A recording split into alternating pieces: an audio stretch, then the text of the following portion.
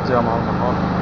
نعمل قطر يا معلم. حطينا شوية مي من تحت عشان ما يكون السكر من تحت.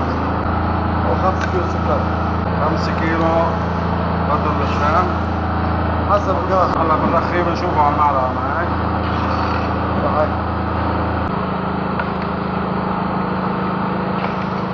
إذا هيك بعد سنين خلاص ساعة على الأرض.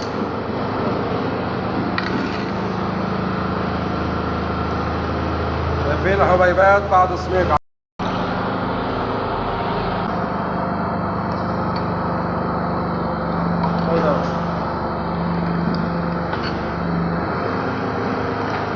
خفت الحبيبات. حنغسل أداة التحريك وبنترك شوية المي اللي غسلنا فيهم أداة التحريك على وجه القطر حتى ما يعملنا أي تبلور بيحمي الوجه. مثل ما شفتوا بس سخنت المي ولعنا تحتهم.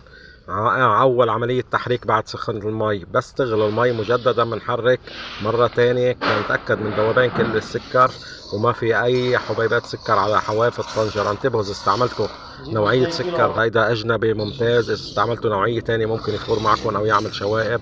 بننظفهم بشكل جيد. هنحط مادة حمضية الشبة أو أي مادة حمضية تانية مثل السيتريك أسيد أو الحمض الطبيعي، نسبتها جرام لكل كيلو سكر. شبه جينا قديش شبه بس يشتد غليان القطر مثل ما شايفين. هي بيض. هيك بيض. هيك بيض.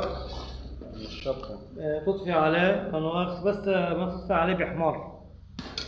مباشرة نطفي تحته بنحط معطر ماء الورد لأنه لطيف بتناسب مع أغلب الوصفات. طريقة بحث الشعبيات. ما تنسوا المتابعة والإعجاب.